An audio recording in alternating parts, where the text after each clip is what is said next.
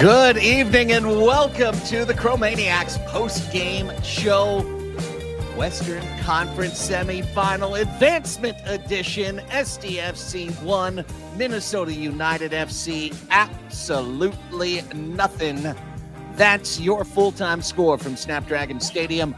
San Diego FC in their inaugural season is now one win away from MLS Cup.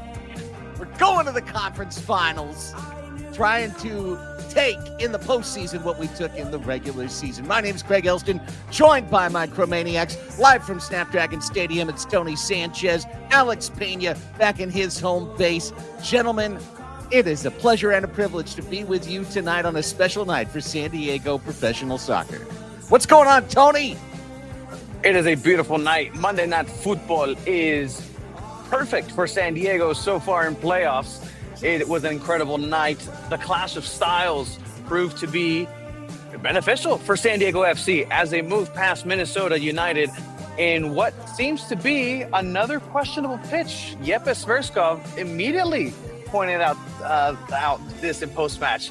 But hey, all smiles around town because San Diego FC moves on and lives another day. Alex.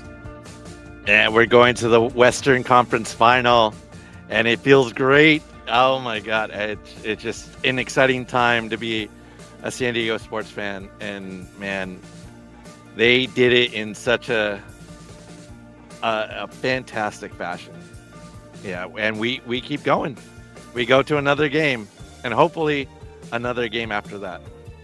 There's a lot of heroes to talk about. There's a lot of things to do. We are live on YouTube, pushing 11 p.m. here on the West Coast. Thanks to everybody who is joining us. I'm sure most SDFC fans aren't thinking about sleep at this time. They are thinking about celebration.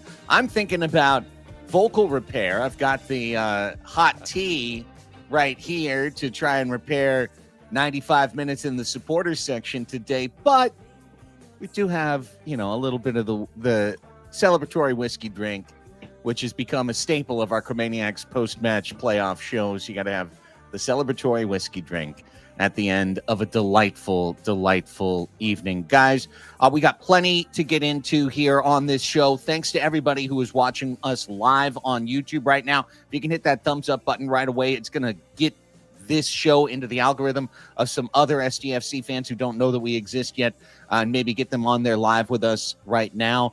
If you're watching us on replay a little bit later, you can still hit that thumbs up button. We really appreciate it. Everybody listening a little bit later on the audio podcast as well, thank you, thank you, thank you. Later this week, we will have Chromaniacs 25 to get ready for San Diego FC and Vancouver at Snapdragon Stadium. And guys, we're going to dive all the way into the match, obviously. We've got post-match sound from Mikey Vadas. We've got Yepi Tverskov complaining about the field. Hey, guess what, Yepi? For the first time in your career, you got Aztec'd.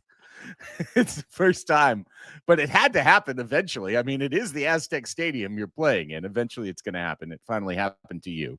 We're going to hear from Anders Dreyer in what it sounds like now we find out is the Anders Dreyer flu game, playing at less than his best, but putting his best up in the 71st minute.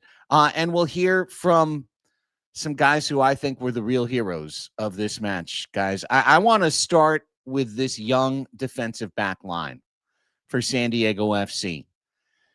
If you're the kind of nervous soccer fan, you might think of them as delightful, precocious, and the potential ticking time bomb for the elimination of the club. When all these kids who can't even buy a drink, they can't even have my celebratory whiskey drink.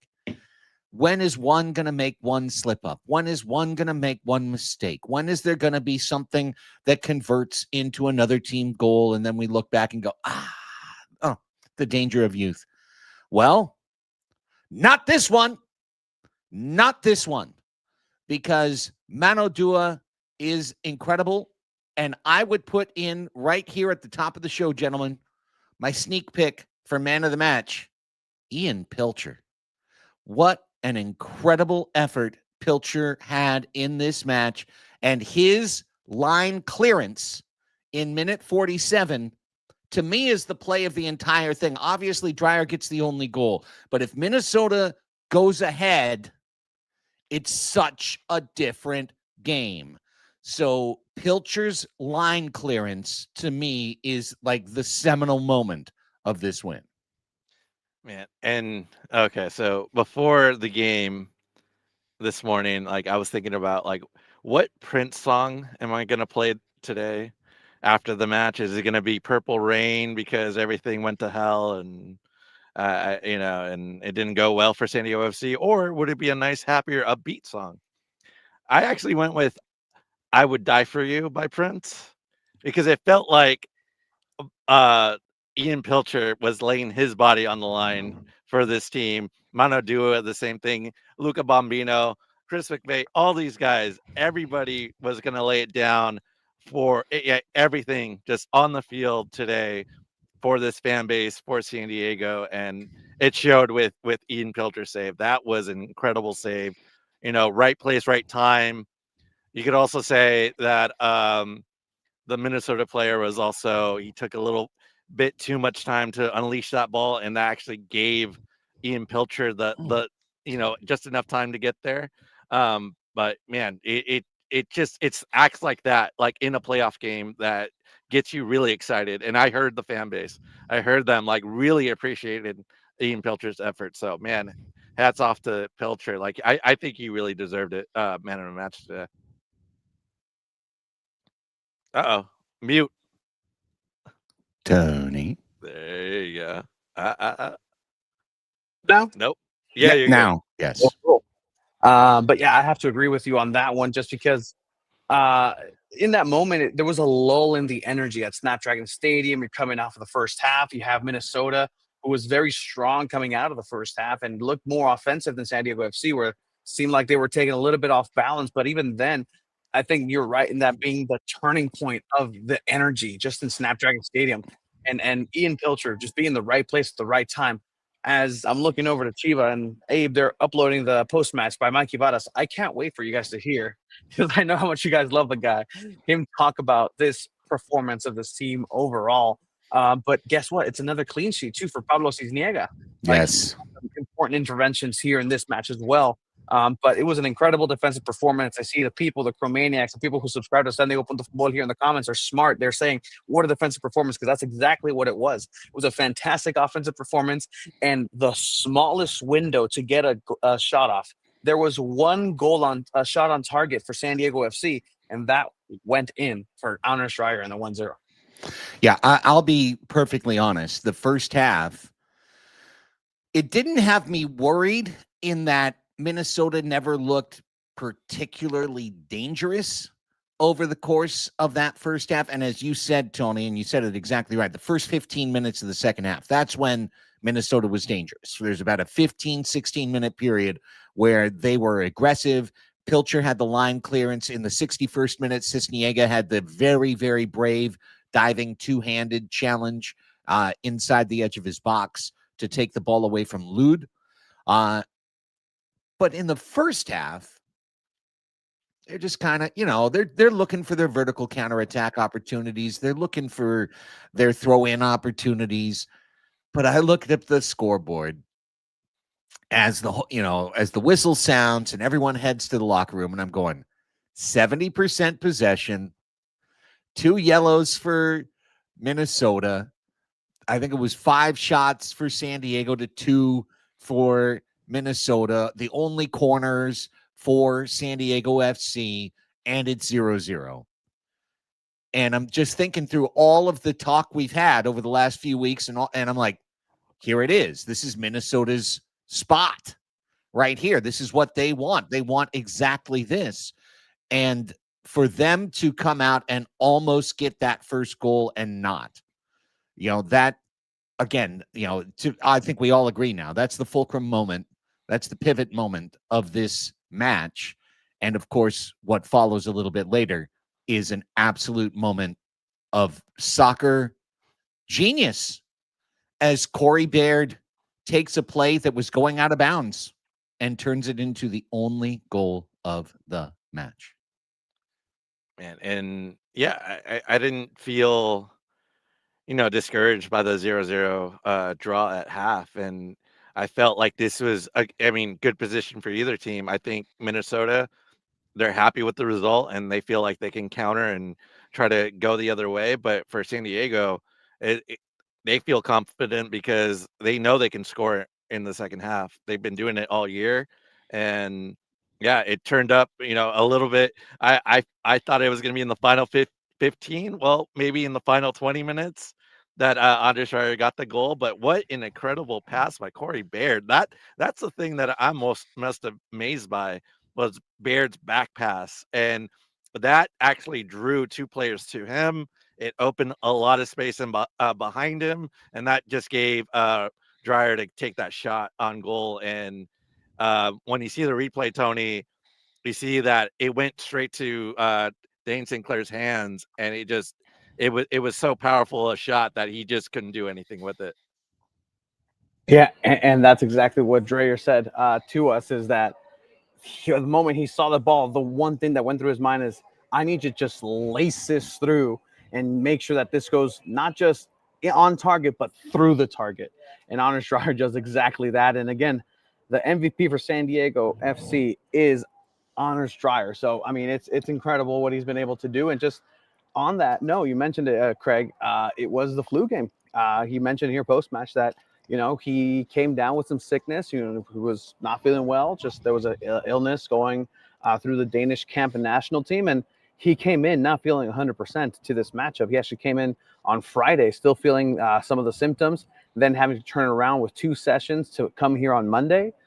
He was not ideally 100%, but I mean, he was 100% in that exact moment that San Diego FC needed him and they were calling for him. So, that's what great players do. And Anders Dreyer, once again, is proving his worth, his weight in gold. Duo's incredible. Cisniega has a brave, fearless match in net and answers every question. Ian Pilcher comes through with the key moment of being a savior. Luca Bombino attacked the left wing relentlessly through the course of the night. Yeppe was clever and calculated, but Baird has that moment of magic right there. That ball's just supposed to go out of bounds. We've all watched, 75 different soccer matches this year where that ball bounces and a guy just kind of goes, okay, let it go. Let it hop out. And Baird instead did something unexpected. And in order to break through in a playoff match, guys, what's up, Chiva? In order to break through in a playoff match, what's up, Abe? Sometimes you need the unexpected. And Tony, I think that was what allowed Dreyer to have his space, was that 2 Minnesota players are chasing to the end line, but neither one of them thought, oh, we have to defend against a back heel at this moment. Baird is the guy who just comes up with, Leonardo de Oliveira couldn't do it any better, Tony, than what Corey Baird did tonight. Yeah, and assist master Corey Baird, and getting in important moments too in the first half. He was looking dangerous, and overall, this is one of these plays where the creativity just follows. Like, this is not supposed to happen by the book. At this point, this match is going by the book. Minnesota's defending. They look like they're trying to get under the skin of San Diego FC. San Diego FC is trying to control the momentum of the tempo, and just a moment of brilliance is what defines this game and what separates these two teams 1-0. That's the minimum difference that you could possibly have in the sport. And it's done with a moment of brilliance by Corey Baird. And look, Anders Dreyer just sees that he's going to go ahead and just punch that through every single time. Even, I don't care if Dane St. Clair, Dane St. whatever you want, Dane St. Lloris, Dane St., just Oliver Kahn, whoever you need to put in there, that's nobody stopping that. That was just pure grit and determination into one shot, lacing it through. And yeah, that's the goalkeeper of the year for you, getting scored on by the non-MVP, but the MVP for San Diego FC. And man, just think that I think a couple months ago, we didn't know anything really about Corey Baird, what he was bringing to the table. And along with Pellegrino, both of these guys have contributed very well, late in this playoff run. It's incredible. Great finds from Tyler Heaps. And man, I think he's going to remember that pass forever. I mean, that is one of those passes that that's going to make your career. And this is why he was brought in. He's not brought in for his, shooting ability, for his goal making ability. He's brought in to pass to Dreyer, to Chucky, to Pellegrino, and so they can get these goal scoring opportunities. Amal Pellegrino's goal contribution streak came to an end tonight. His best chance was toward the top of the 18 on a pass back to him that it came to him too fast. He leaned back on it instead of leaning over it, and he skied it well north of the crossbar. Wasn't very dangerous. Had a couple other touches betray him. I thought he played really hard, really well. But at 1-0, that was when Mikey goes to the sub game and brings in all the guys that you thought maybe would be coming in if they were down 1-0 or tied. Luca De La Torre comes in for Godoy. Chucky comes in for Pellegrino. And for Baird, Marcus Ingvartsen steps in. When I saw all of those moves, I'll be perfectly honest, I was a little like, interesting. Obviously, you always want Chucky on the field, but I don't think we've thought of Ingvartsen and De La Torre as see-it-out defensive subs, but more of offensively creative subs. So kudos to San Diego FC that with those changes, they saw the match out. Yeah, and number one, it kind of made me feel like this was one of those games the Padres were ahead, where they bring in Estrada and then Morejón and Suarez and close this game out. It felt to me like they were ready to see this game out to the end. I think Mikey learned from the game a couple games ago against Portland, where he brought these guys on and they were kind of playing back a little bit. These guys were brought on to score another goal. They weren't thinking like, oh, let's play back and play some defense. No, they were there to get another one, hopefully get a second one, and call this game early on. But I think Chucky is not a bad substitution, especially defensively. He can go and mark his man. And then Luca and Vartson, not bad substitutions. It's just, I think what they were doing is just different from a couple games ago, where they were brought in to kind of just play this game out defensively instead of going on the attack. And that's trusting what you have in the back too. You have to be able to trust that back line. You have to be able to trust the back line that hasn't been the healthiest, that hasn't had a full, outing like this. You have a Patty McNair who you have in the back, and you say, I can go ahead and resort to at least one center back and maybe put some experience in there, switch somebody out who maybe is already on a yellow card. I will note that Godoy did ask for his substitution. It looked like he had a muscular problem. He comes out in true leader fashion. He doesn't go and sits down in the seats. He actually sits down next to Mikey Varas on the floor and just kind of takes it at field level, just having some words too. So that's the symbol of a good leader there as well. But at the end of the day, like, it's one of these things where it's not bad to have De La Torre if you need to go to the bench. It's not bad if you have Chucky Lozano. Yeah, there were some adjustments. When De La Torre came in, you could see Mikey visibly frustrated because he was asking him to fill the position more of where Godoy was defensively, because he was trying to drift a little bit forward just in his natural habits. But he was able to adjust that, and that's the mark of a team that is moving forward and learning and really just finding themselves here in playoffs. And again, I think I asked this last time in the third game against Portland. Have we seen the best San Diego FC yet? I don't think so. I don't think there's still a different gear to this team, and we'll see if they're able to tap that or if it's even necessary. Well, what's next is Mueller. What's next is Whitecaps, and it's the precipice of glory. I mean, SDFC has a chance to be just the second expansion club in the history of MLS to make it to MLS Cup. And Chicago Fire won it. We know that. That was a much different league than what is now. But 6 p.m., Snapdragon Stadium, Vancouver Whitecaps coming in. We made our commentary on the playoff format weeks ago, so we don't need to resubmit any of those comments. But after 3 weeks off and playing the match as late as you possibly could on a Monday night. Now we're just going to roll. Saturday, Conference Championship. If you make it, the next Saturday, MLS Cup. The next Saturday after that, everyone can be on vacation. There will be no match. That is it. That's it for the season. I got home and my son said, "Did they lose?" And I said, "No, they won." And I said, "So now they're going to play Saturday." And my wife's like, "Oh yeah, next Saturday?" I said, "No, hon. 5 days from now. No rest for the wicked." And in this case, San Diego FC feeling mighty wicked with this win, Tony. Yeah, I mean, there's a confidence. There's a, as the kids say, an aura about this team that is, it's palpable. Like you feel it, you hear it while waiting in the press. As the lights lower here a little bit, in the press box, I'm waiting for the post match. Like you can hear the wall that's being shared with the team, and just like the energy that's coming out of there. And I think that's something even Yeppe mentioned, that like the players know when there's something special.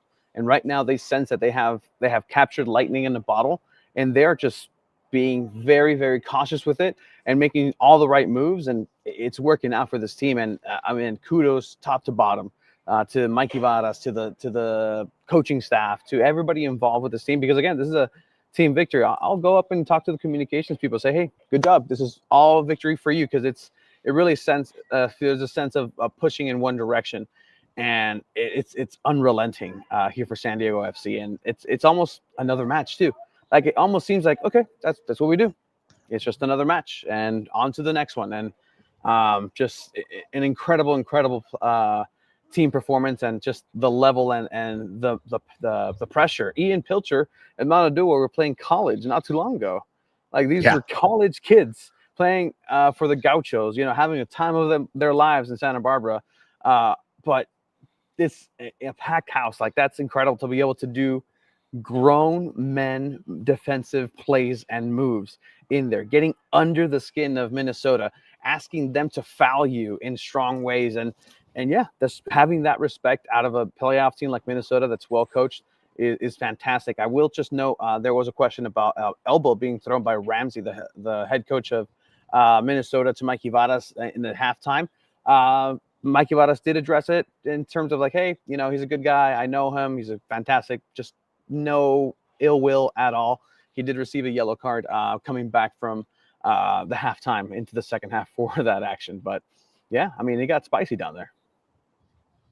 Yeah, I saw that yellow card given to Ramsey, and I was wondering like what exactly happened. But yeah, I guess a little, guys got a little too close when they were yelling at each other, and a little shove there, and Ramsey gets the yellow card. Well, he's got all offseason to think about that going forward. Let's get into some of the post-match sound. I want to hear what our exuberant Chromatos had to say, starting with the leader of those guys, Mikey Varas. Loved the stuff they played up on the Jumbotron screen. And as you're queuing that up, Tony, I'll just say Frontera SD absolutely brought it, but all of San Diego brought it today. I've been to so many matches, so many different games, so many different contests, and they say it's a sellout, and then you look and there's all these patches of empty seats, and you kind of go, okay, well, you sold the tickets, but the people didn't show up. I mean, every single bleeping person that bought a ticket was here for this match at Snapdragon Stadium. The 32,005 was real. It was beautiful. The feeling walking up from the trolley, it felt tense, more tense than it had been for any match yet. Even the elimination match against Portland, there was a feeling kind of are San Diegans getting into their San Diego bag right now? Is everyone starting to think like, oh, we're doing too well, something bad has to happen because we're San Diego? Didn't happen. We won. I think SDFC won this match, not in a dominant fashion, but they did what they had to do to win. They didn't nail bite this one. They didn't hang on by their fingernails. They won this match. They won it fair and square. Pay the man his money. That's exactly what they did. So let's hear what Mikey Varas had to say after San Diego came out to lead, to cheer on their team. The team delivered a huge victory. Post-match coverage here on Chromaniacs. And what you'll see from Mikey is literally walking up to the podium, looking out to the fans that are across the glass, and just cheering. So that's what you'll see Mikey Varas as he sits down here to begin the post-match press conference. Head coach Mikey Varas. We'll start with questions in English, followed by questions in Spanish, so we can start again in the front row. Congratulations, Mikey, to you and the squad for bringing a victory here playoffs to San Diego. Could you go ahead and talk to me through a game with complementing play styles and how your team was able to find those margins and be successful tonight? Yeah, I mean, we knew it was always going to be a big test in terms of creating enough big chances because they're a well-coached team and they defend that low block really, really well. But we worked on a few things that I think the boys executed really well. And what I felt was that it was coming. That's what I felt. Even though last time we played them, I think we created many more big chances early on. But I felt the dam cracking little by little. And that's what we told them at halftime. And what it takes in these kind of games is equal parts urgency and composure. So playing fast and playing urgent, but at the same time, being composed, not losing your head, and just trusting that it's going to come. And could you take me through two plays, one with Ian Pilcher getting that goal line clearance, as well as the goal with the assist by Corey Merritt? Yeah, I think it's the two things together are a perfect example of what it means to be an AND team. I get it. Yeah, we play good football. But this narrative that the other team is the more blue-collar team, harder-working team, this is garbage. This club is founded on hard work, intensity, relentless ambition, just like the community. Because there's so many people in San Diego who have to make massive sacrifices and work so hard to live here. And we said we wanted to be a reflection, that's at the base. Then the football flows from there. So I think it's just a perfect example of a guy willing to do whatever it takes to keep that ball out of that ball should go in the net. 99% of teams, that exact play happens there. And this guy didn't give up on it. And then the other two combining for the goal in a beautiful way, just trusting that if they keep finding these passes and keep finding these connections, that it would come. It's fantastic. The passion of Mikey Varas once again on display. He absolutely believes in this team, Alex. And crazy what I'm just seeing in the comments as well, that the supporter section is already sold out for Saturday. Jesus. In 15 minutes. Sold out. So I imagine the match will be sold out by some point tomorrow morning.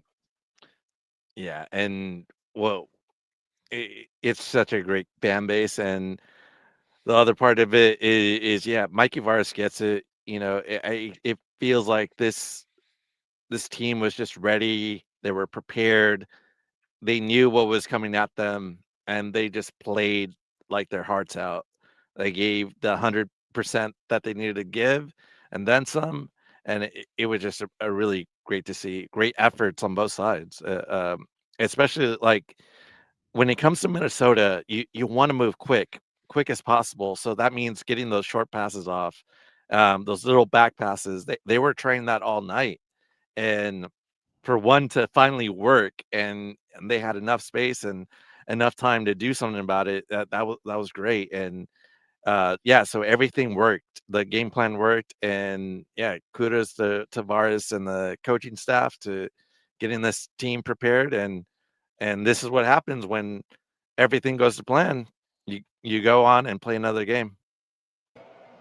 I mean, I can be a cynic about this, and I can be and say, like, look, again, the San Diegoisms, and well, no, like, I've been mentioning, there's a different feeling, and it's in those moments where, like, in doing coverage of this team, like, I'm almost besides myself, because I'm just, like, in awe of, like, wow, like, this is cool. Like, listening to Frontera do the thunderclap at the beginning of the game, along with the entire stadium. Moments with Mikey Varas being able to just light up like that based on a just asking, hey, what about the goal? What about this? Like, no, that's a guy that just put his body on the line. not just for the team, not just for himself, just for the city. And the city feels that, and just that acknowledgement. And you know what? Is it a little good PR here and there, just an easy pop, like in wrestling, like, oh, I love being here in San Diego. Like, no, it comes naturally. And at the end of the day, like, that's what this movement means for the players that are involved. They feel that they're much a part of what's happening at Snapdragon energy-wise. And like I said, Mikey just gets it. Like, he gets it. That's the perfect hire. And unfortunately, a distant third in MLS. But let me tell you, he is. I think that honor is a little too small for what he is doing this season to be named coach of the year. There needs to be a separate category for what Mikey Vadas is doing this season so far. Well, again, another one of these quotes that you feel like you're going to repeat the rest of your life, saying to win a match like this, a playoff match, equal parts urgency and composure. Wow. What a great line. Like, that is a great coach speak line. I hope our soccer head coach at some point says to our team in the playoffs, we need equal parts urgency and composure, courtesy Mikey Vadas, and if he maybe had a couple more of those pithy quotes publicized, maybe he could have gotten to a distant second place in coach of the year. But, distant third is what we're going to have to settle for Mikey Vadas. I think we'll take our distant third coach of the year over these other cats, and we'll continue to move on. Let's continue to move on. Who's next on our post-game parade, Tony? All right, so Yepes Verskov, as a lot of people already heard on Apple TV, he was fiery on there. We were kind of maneuvering in terms of like, how are we going to ask him about the pitch? And I was like, okay, well, first I got to ask him about the game. So we'll see how he maneuvers this right here with Yepes Verskov. Congratulations on the victory, Yepe. Could you go ahead and walk me through a match that seemed to be very difficult, especially on the low block from Minnesota, is what they're known for, and how did you perceive this goal that ended up being the goal to win? No, first of all, the pitch today was like, it was a big theme going in on the pitch. I think it's the worst day it's been for the season, and unfortunately there were American football game 2 days ago, and just to start that off, that made it way more difficult for us because the condition and the amount of sand on the pitch made it difficult to get onto the ball and move it quickly, which you need to do against a team like Minnesota. So obviously that made it more difficult for us, but I think our game plan was the same. We try to overload on the side. We try to play quick, get in behind them, be patient most of all. And luckily it ended up with a goal with one of the things we have been talking a lot about, deep ball in behind, cut back and shot on the nearest post. So that was kind of the perfect practice goal or whatever you can call that we tried during the week. And then what can you tell me as a captain seeing these young players do plays just like Ian Pilcher did on that goal line clearance? Yeah, it's the whole season has been so amazing in terms of young guys coming in. Haven't had big names played in other clubs around US or anywhere else, but they just perform from day one, and it's a big credit to the team and especially to those guys also being so mature and just waiting on the chance.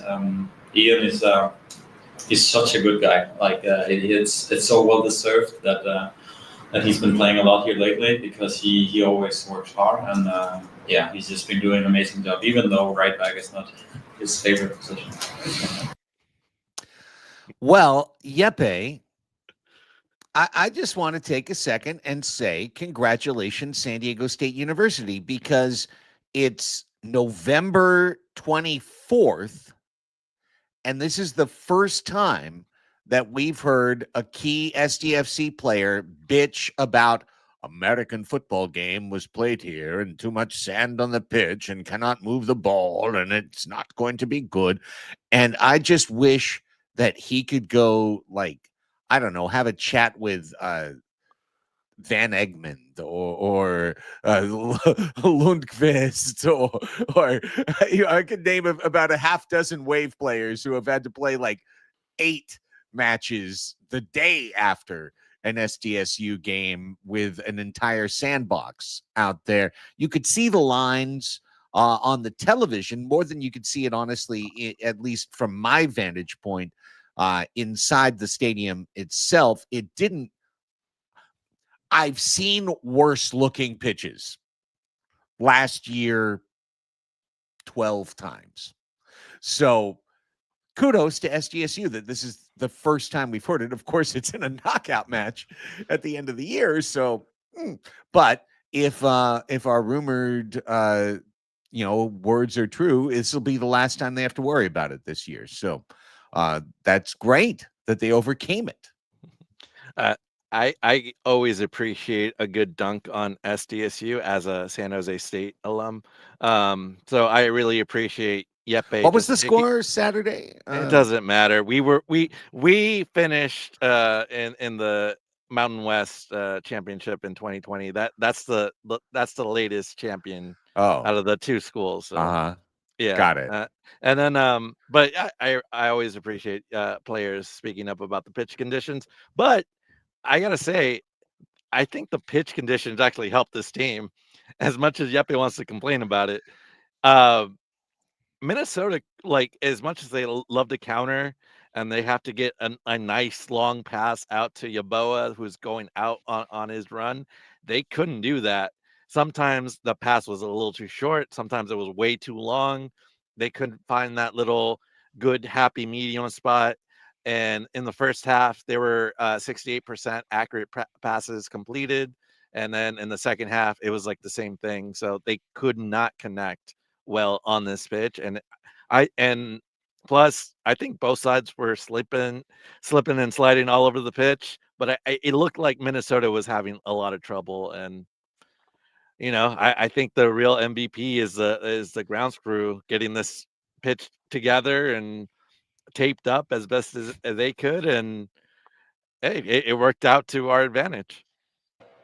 Yeah. So sources being Yepes Verskov and the rest of that post match, he was like, yeah, no, I actually was told in a bit, and I heard that tomorrow the new grass is going to be incoming, and yeah, because they need to get rid of this one. So source captain Yepes Verskov says that tomorrow there's going to be new grass here at Snapdragon Stadium, preparing for Saturday. And I mean, is that going to be a factor? Hopefully not, because again, both teams have to play on this pitch, and that's kind of at the end of the day, yeah, it can be some sort of a vehicle to have not pretty soccer happen. But I think at the end of the day, entertainment value. If this is what MLS has to offer playoffs, I think everybody can be very happy with what they received, especially with the San Diego FC victory.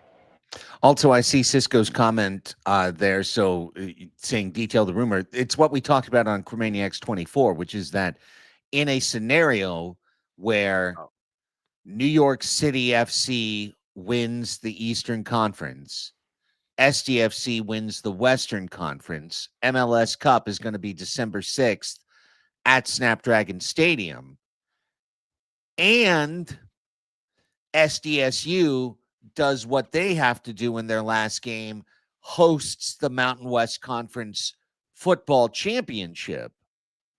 The rumor is that the football championship would move to Petco Park to keep the pitch pristine for SDFC, MLS, and MLS Cup. And I believe it. And that would be the right thing. The wrong thing would be to play the Mountain West Conference Championship and then have a bunch of sand divots the next day for MLS Cup. That doesn't make any sense for anybody. So, okay, I want to get to more post-game sound, but can I just dream for a second here? If SDFC can win this match on Saturday night, if they can win this match, if they can beat the Whitecaps, then it's an either or. Either they host MLS Cup at Snapdragon Stadium, hosting New York City FC. Or, if you're a San Diego sports fan, you know which side of this is going to fall. Or They face the ultimate boss, the ultimate beast. They face Lionel Messi and Inter Miami FC and go to Miami to play Messi with the cup on the line. The ultimate final boss in the video game. Like, I was starting to think about this and like talk to Raul Martinez on Fox 5 this morning about it. I'm like, I don't want to go there. Like, this match, play this match. And I still feel that way. Saturday, play this match. It's the ultimate moment for San Diego soccer. Beat Whitecaps, beat Mueller, beat this team, take your spot, grab the crown. But holy shit, guys, we could either host MLS Cup or play Messi. Like, come on.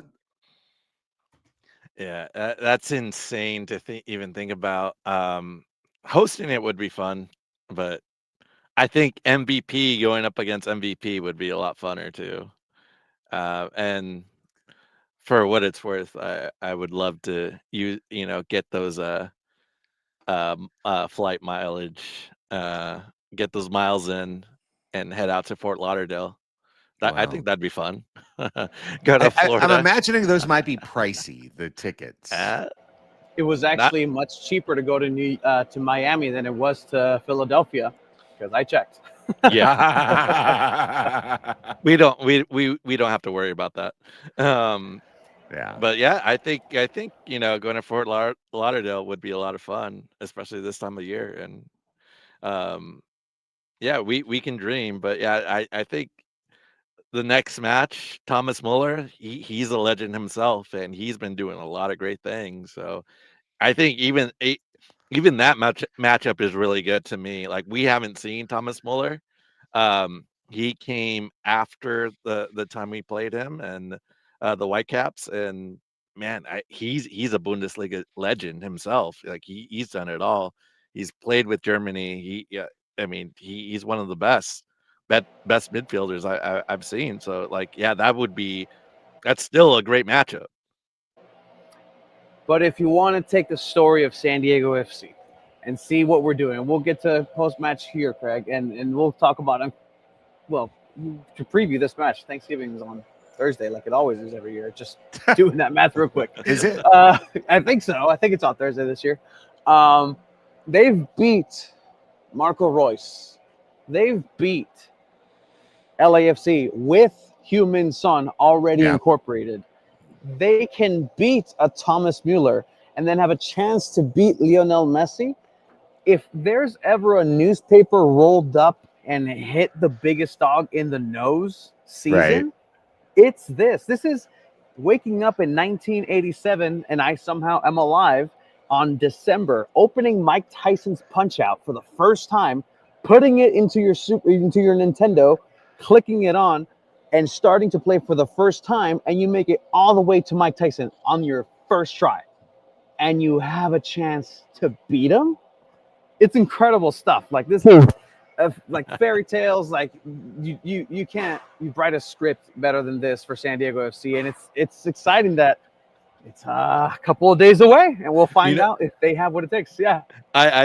You know what that reminded me of like the WWE Randy Orton Legend Killer. The Legend Killer Randy Orton, yeah. Oh man, took down The Undertaker, took down Mick Foley, took down every Ric Flair. Yeah, man. I can see memes doing a meme of that already. He's already getting that started. I love when you two kids talk wrestling. It just I can see your juices flowing. It's wonderful. Speaking of wrestling, Craig, there's going to be another giant event here on Saturday, the 29th, Survivor Series. John Cena's second to last pay-per-view, and hometown kid Dominic Mysterio facing him for the Intercontinental Championship will not affect 35,000 people being here for sure. So let's just make sure that's clear. Yeah. Mm-hmm. I want to get to the next post-game interview. I also just wanted to note along the way that the Javi concert was really cool. They did something really smart, which was they put his stage in the north end so that he had as his backdrop the supporters. Obviously, there was communication from club to capos that I was unaware of as a non-capo, because I showed up at the tailgate and I'm like, why is it 2.5 hours before the match and nobody is here? Like, what is going on? Why are we all inside so early? But they wanted to have Frontera as the prop, the backdrop for Javi. But it all worked out great, and Javi was great, and the concert was good, and it all worked out well.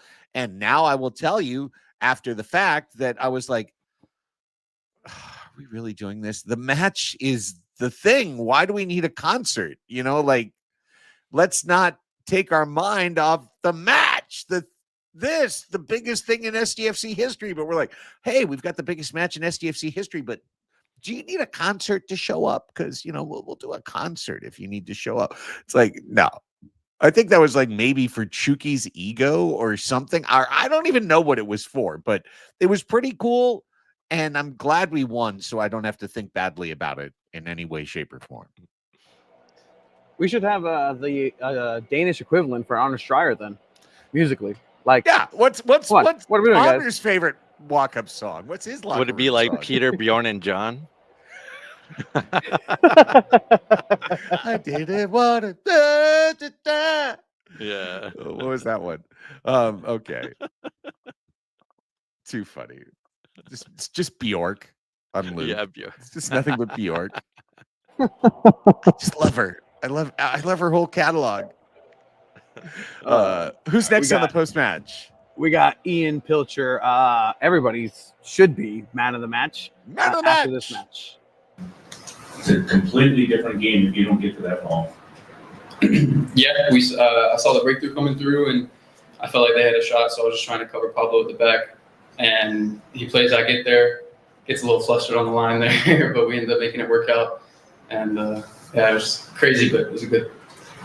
Defensively, this team was, you guys were tested quite a bit, especially after you go ahead. They're spending a lot of time in your box. You guys just dealt with it. Early on, you guys had all possession, not necessarily getting anything from it, and they had a couple of counters where it was dangerous.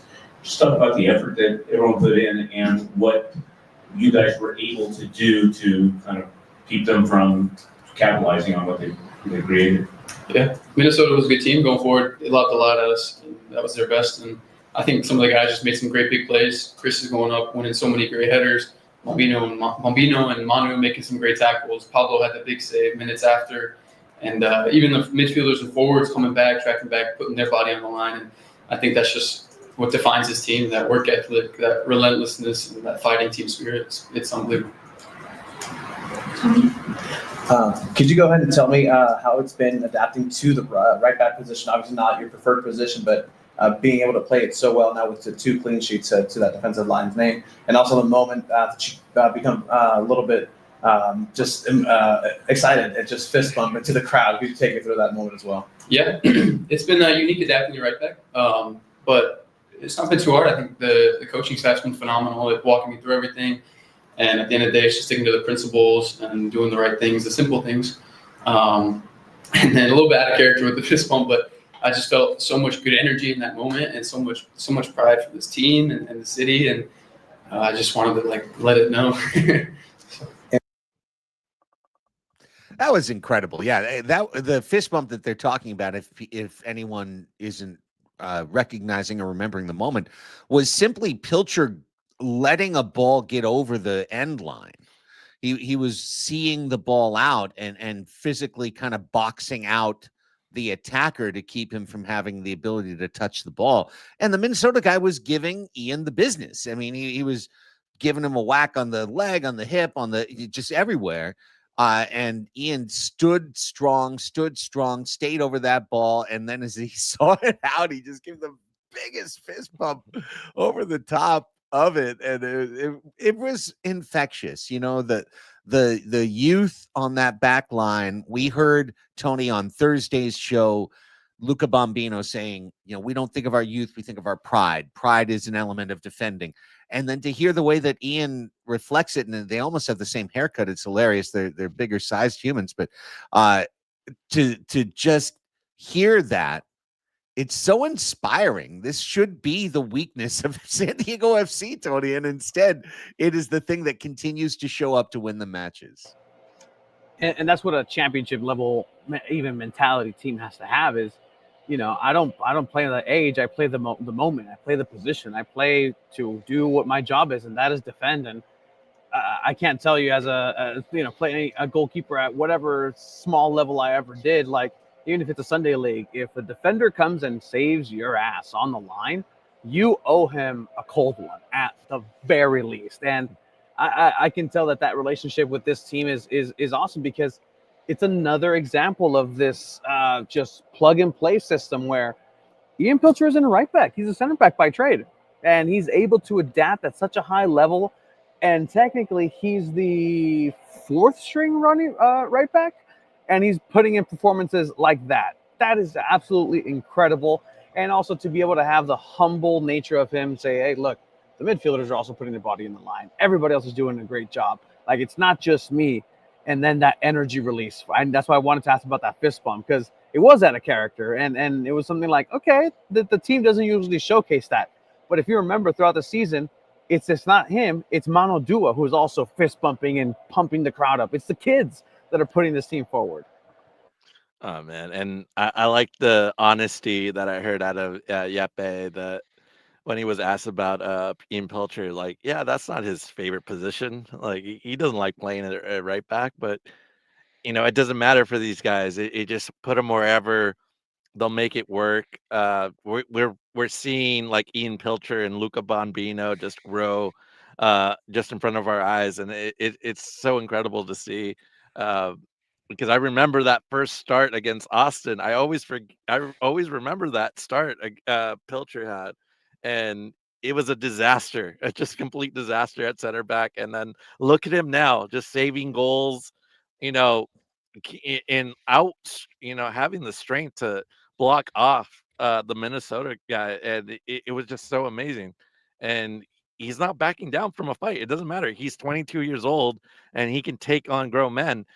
It's always said in like the Premier League and any other league, it doesn't matter what age, if you're on the first team, it means you can start. You can play on that level, and everybody, Bombino, Pilcher, Dua, they're all showing that they can play at this level. Tony, let's wrap with Anders Dreyer. Let's hear from the Palatero, who is, a little bit green at the gills at this point, but still comes through as he has so many times. He delivered the ice cream again.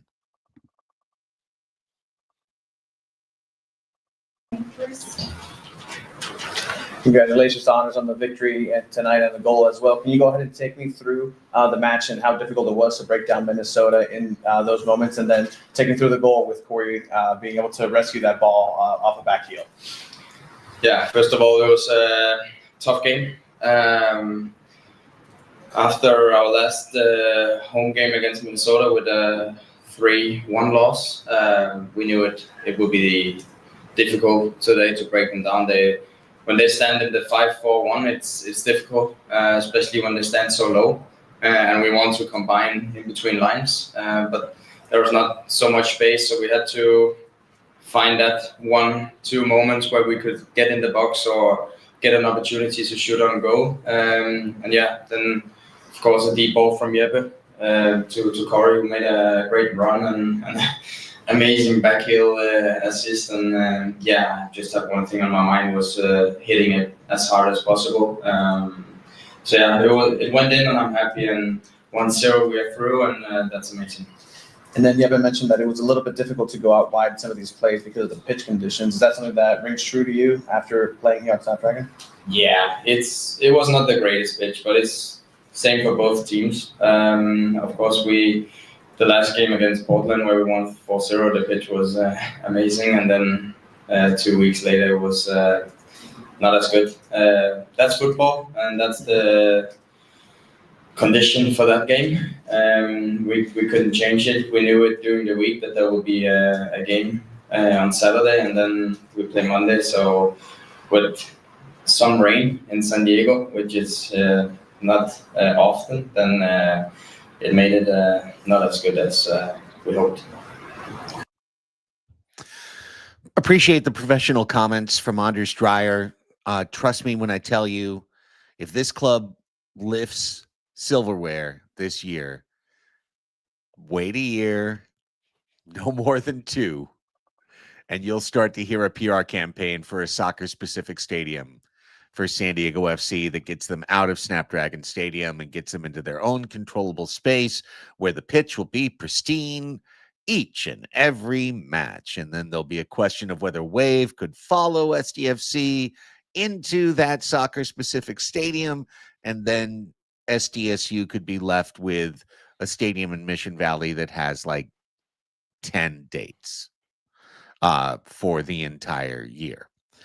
But don't worry about that. That's a long way down the road.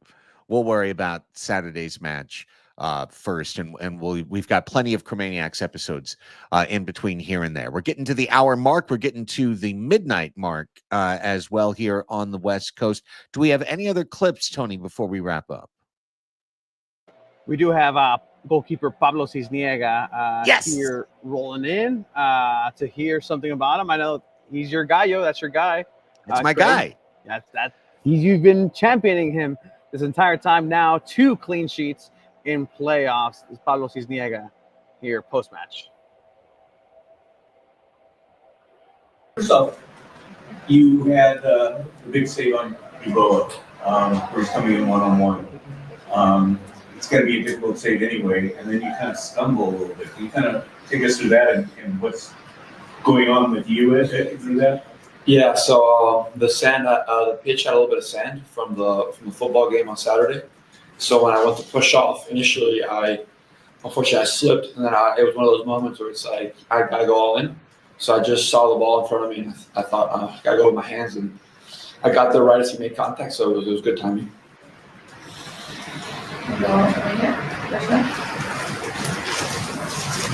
Congratulations on the victory, Pablo. Could you go ahead and take me through the match, and especially when you look back and you see Ian Pilcher doing what he did in that moment, and what does that mean to you as a goalkeeper to know that you have that defense in front of you as well? Yeah, thank you very much. I think that the defense we have on the players for how young they are, especially like you look at Ian, you look at Bombino, you look at Manu, it's their first season as professionals, and they've just all of them have stepped up in such a massive way that it's incredible to play behind them, to see the growth they've had throughout the whole season. And obviously Chris has been incredible as well all season. So playing behind them just gives me, they have my back and I have their back. And then what does it mean to you on a personal note to have your second clean sheet here in playoffs coming into the team that's starter? Yeah, obviously it's special to have a clean sheet, but I think the clean sheet is kind of a team achievement. It's not just me. You see everybody, the way we were counter-pressing, the way Ian makes that play, the way Yepe, Anibal, and Oni get back on defense. Like it's all these people that are coming together to make a clean sheet. So it's not just me. So I'm very thankful for my teammates. First off, Hey, it's one of those really low-key things, but having Pablo Cisniega on this team all year long gives you that opportunity at the end of the year when CJ Dos Santos gets hurt, that you've got somebody who is an MLS veteran, who has been there with LAFC in big matches, in big moments, in front of big crowds. Like, he's had that experience. And I just feel, I don't know about you guys, but I feel so confident when I see Cisniega in net. I just don't feel like there's anything missing there. And anytime a goal has been let in for Pablo, it's been because a goal was scored. It wasn't because Cisniega did something wrong. I'm really, really impressed with what we've seen.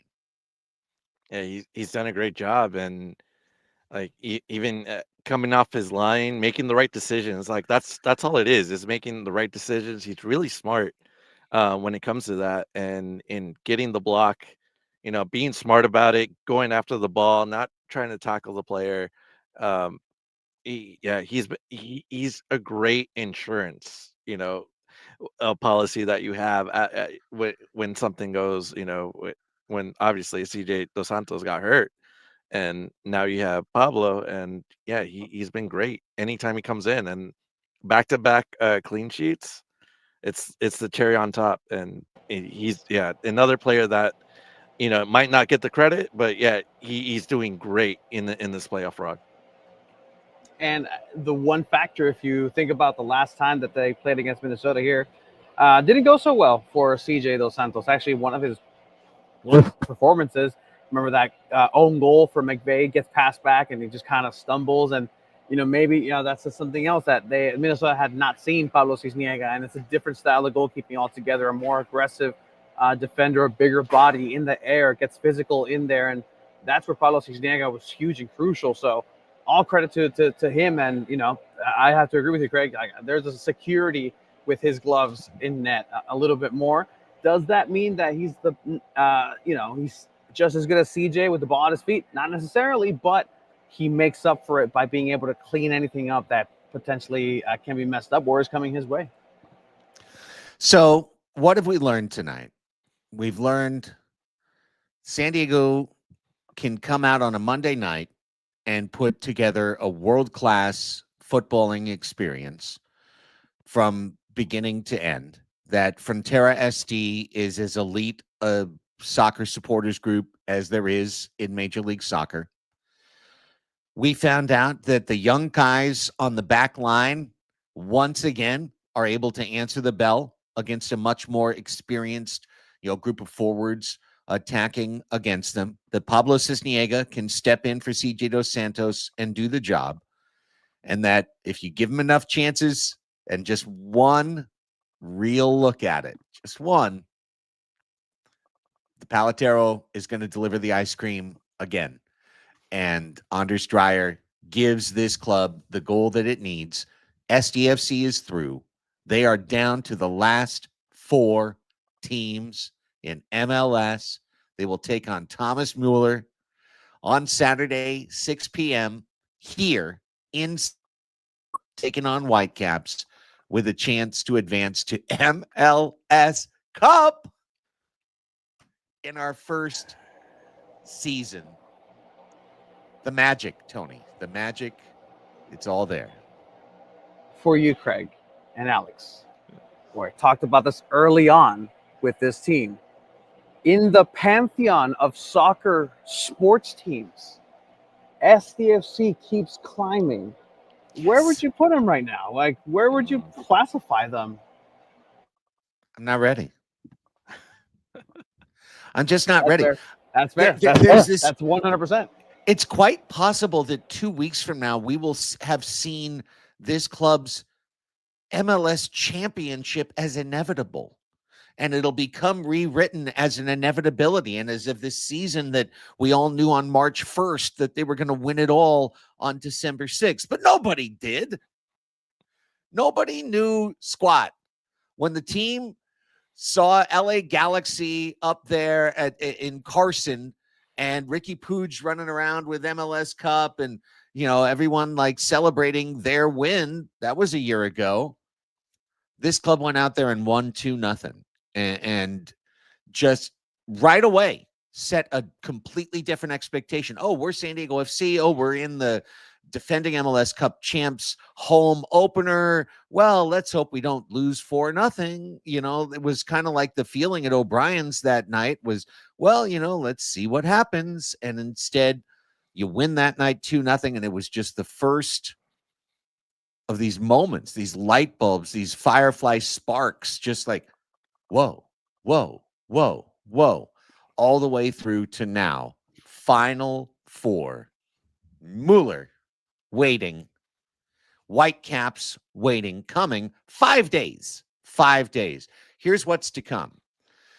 Tomorrow morning, if you'd like to, I don't know why you'd be up early. You're with us now at midnight. But if you just happen to be, you can hear me say some of these same things. I'll be repping the Chromaniacs on KUSI tomorrow at 6:40. I'll be in studio repping the Chromaniacs on Fox 5 Morning News with Raul and Shali tomorrow at 9:30. Thanksgiving is Thursday. I don't know when we're recording Chromaniacs 25, whether we're going to do it on Thanksgiving or whether we're going to do it media availability for SDFC will be on Wednesday. Okay. So that's 2 days from now. We got some Soccer's overtime to do. Maybe we'll just do a double dip on Wednesday, Tony. That makes sense. Friday is the Soccer's home opener. check it out up at Front Wave Arena against Empire Strikers. And then one night later, here we go. And we'll be back. We'll be back Saturday night with another post-match edition of the Chromaniacs. I want to say thanks to Chiva and Abe for all of their work behind the scenes to get Tony set up and to get all of the press conference sound uploaded. Let's get out of here. Thanks to everybody for being here. I mean, my goodness, been pushing 100, consecutive viewers throughout this hour on YouTube, practically midnight on the West Coast. So incredible stuff. Tony, tell everyone where they can find all the things for SanDiego.Futbol, San Diego's preeminent independent soccer journalism website.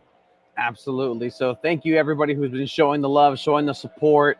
We are actually doing 2 balls in a mic. Tomorrow, we were going to do it today, but it just got a little bit out of hand. Why would we you have it tomorrow. We'll have goals, gaps, and greats. We'll have everything, the whole slew with Chiva and Abe. They have a different perspective of what they saw out here. But at the end of the day, check that out. SanDiego.Futbol for everything San Diego related. Alex. And I'll have a recap preview. Probably going to double dip on that one on Chromatic FC on Substack. And Craig, what you can tell everybody when you go on your media availability, Andres Schreier, again, the record continues 16-1-0. Yes! He's our talisman. It's unbelievable. He's our lucky penny. Shine him up for Saturday. Get him nice and shiny. Yeah, you can see me tomorrow. Soccer's Overtime with Tony coming up on Wednesday. Hope to see you out at Front Wave Arena on Friday. That's what I want to promote. For Tony Sanchez and Alex Pena, I'm Craig Elston. Thanks to all of you. If you haven't hit that thumbs up button, and you can do it for us right now, please do. If you're listening to the audio play of this and you can give us that 5-star rating or kind written review, please do, as we continue to grow this community of San Diego FC fans and of Chromaniacs. For Tony Sanchez, Alex Pena, I'm Craig Elston. Vamos! On to the Western Conference Final, SDFC.